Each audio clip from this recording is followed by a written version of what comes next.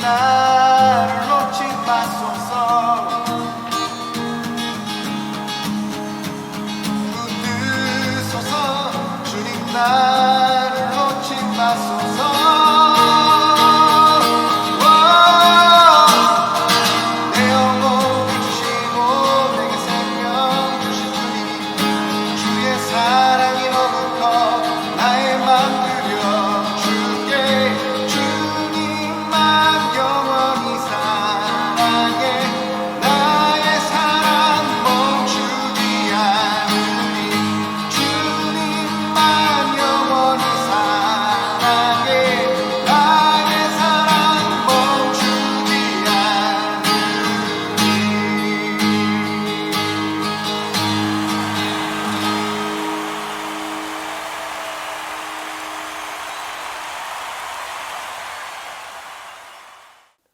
오늘 말씀은 역대상 11장 15절에서 19절, 잠언 25장 13절 말씀입니다.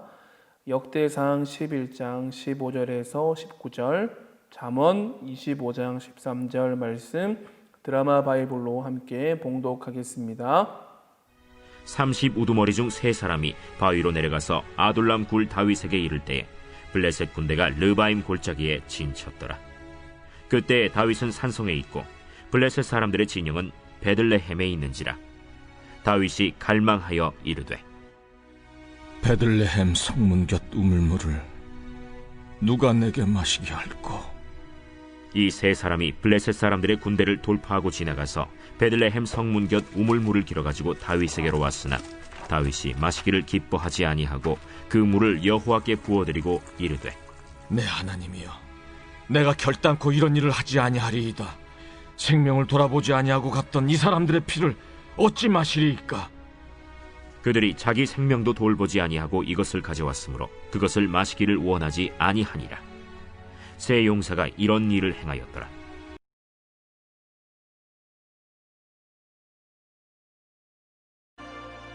충성된 사자는 그를 보낸 이에게 마치 추수하는 날의 얼음 냉수 같아서 능히 그 주인의 마음을 시원하게 하느니라.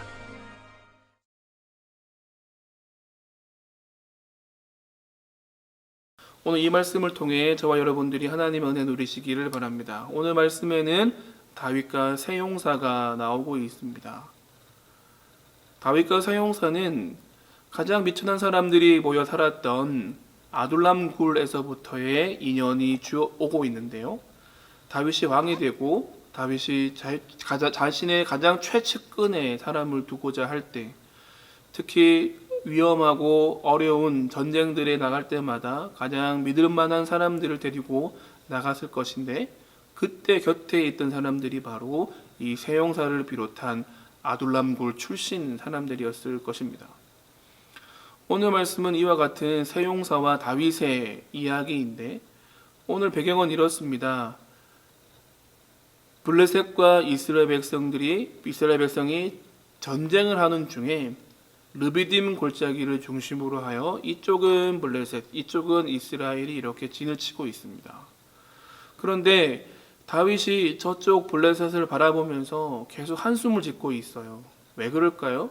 그 이유는 블레셋이 진을 치고 있는 곳이 다름 아닌 베들레헴이라는 곳이었습니다. 여러분 많이 이름 들어보셨죠? 베들레헴. 베들레헴은 예수님이 태어나신 곳이기도 하지만 다윗의 고향이었습니다. 다윗이 베들레헴에서 나고 자라면서 그의 추억이 담겨져 있는 곳인데, 글쎄 그곳이 지금 블레셋 수중에 들어가 있으니 전쟁도 대치 상태고 적과의 싸움도 지쳐 있고, 그런 중에 저 땅을 지금 쳐서 이겨야 되는데 그곳에 블레셋이 있고, 근데 그곳이 내 마음속에 가장 평안으로 돌아가고 싶은 안정되어 있는 그곳으로 남아있는 고향 베들레헴이다. 다윗은 아마 전쟁 중에 계속 그 마음을 가지면서 전쟁을 치루었을 것입니다. 그날도 마찬가지였을 것입니다. 몸과 마음이 지쳐있는 중에 고향을 바라보면서 그냥 넋두리처럼 내뱉는 말이 나온 것이죠. 거기에 가면 한 우물이 있는데 내가 늘 마시고 뛰어놀던 그 우물물 한 모금 내가 들이키고 마시면 참 시원하겠다 하는 그런 말을 혼자 넋두리처럼 내뱉은 것입니다. 그런데 이 말은 그냥 사라진 것이 아니라 세용사의 귀에 들어가게 되었고, 세용사 또한 그 말을 그냥 아이고 우리 다윗이 그냥 그렇게 고향을 추억하는구나라고 넘기지 않고 자신의 생명과 목숨을 다해 블레셋 진영을 뚫고 들어가 그 물을 받아서 돌아오게 된 것입니다. 여러분, 세용사가 어떻게 그러한 일들을 하게 되었을까요? 세용사는 내 주인의 마음을 시원하게 하기 위해서, 비록 그것이 명령도 아니었고 그것이 다윗 직접 말한 것도 아니었지만, 하지만 자신들에게 한 말이 아니다 할지라도 그것이 주인의 기쁨이 되는 일이라고 한다면, 지금 힘들어하고 있고 그렇게 되기를, 고향이 다시 한번 우리들 가운데 오기를, 그 땅을 되찾기를 바라는 그런 주인의 마음을 시원하게 하기 위해서 그들은 물을 길어오게 된 것이지요. 여러분, 우리가 살아가는 가장 큰 목적은, 또한 우리에게 주어진 일들을 감당하는 가장 큰 이유는 우리 주인의 그 마음을 시원하게 하기 위함입니다. 잠언 말씀은 어떻습니까? 추수하는 날에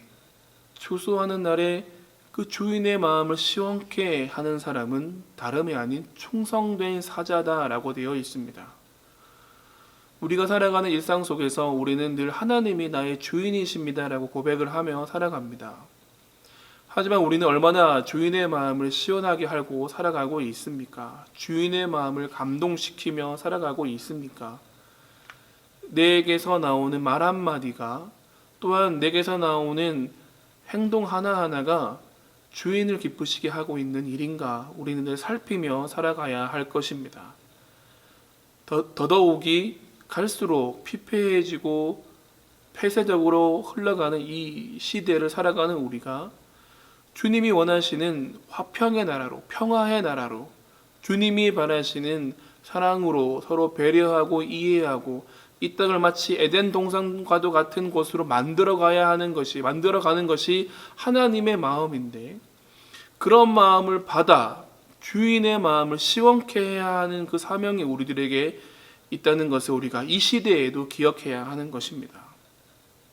그러기에 우리가 어떻게 할 수 있을까요?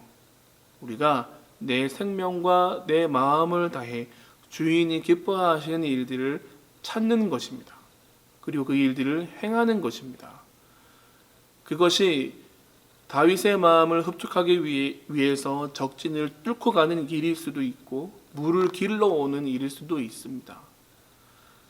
우리들 일상 가운데 가정이든 직장이든 또한 그것이 학교든 우리 살아가는 삶의 여러 가지 일상들 속에서 주님이 좋아하실 만한 일들이 무엇인가 우리가 찾고 그 일들을 하나하나 해가야 하는 것이 충성된 사자로서 해야 될 마땅한 본분일 것입니다.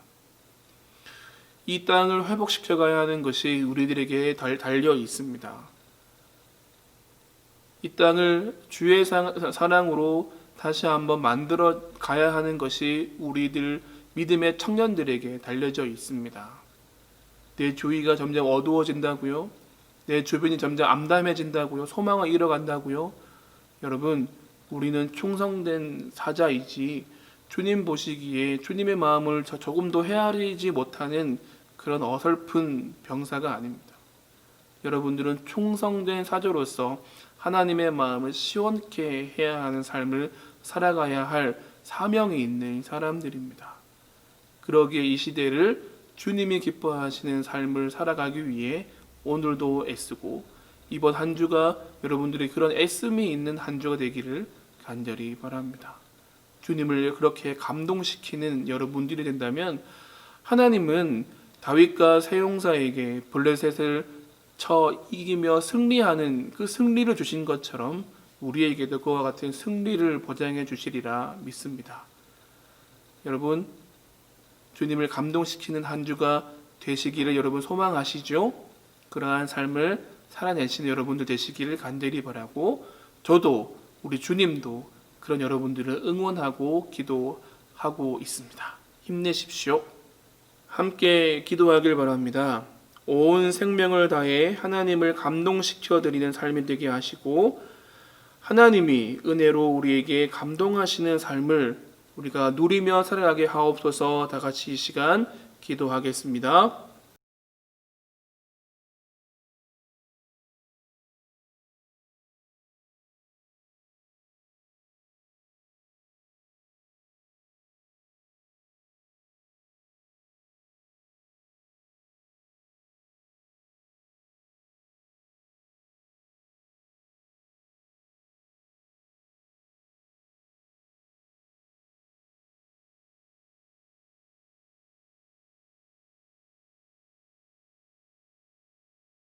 두 번째로 기도하겠습니다. 가정, 학교, 직장, 교회와 같은 우리의 일상을 하나님의 사랑으로 감동시켜가는 믿음의 사람이 되게 하옵소서.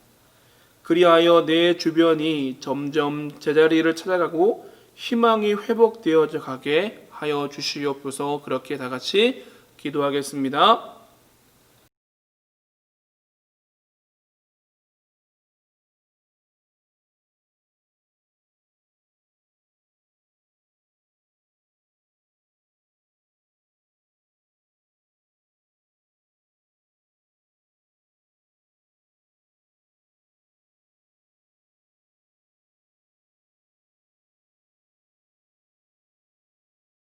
주 예수 그리스도의 은혜와 하나님의 사랑과 성령님의 교통하심이 내가 하나님이 기뻐하시는 일을 감당함으로 하나님의 마음을 시원케 하고 감동시키겠습니다 다짐하며 나아가는 우리 사랑하는 서귀포 제일교회 성도들, 또한 우리 청년들, 이들의 삶 위에 지금부터 영원토록 함께 하시기를 간절히 축원하옵나이다. 아멘.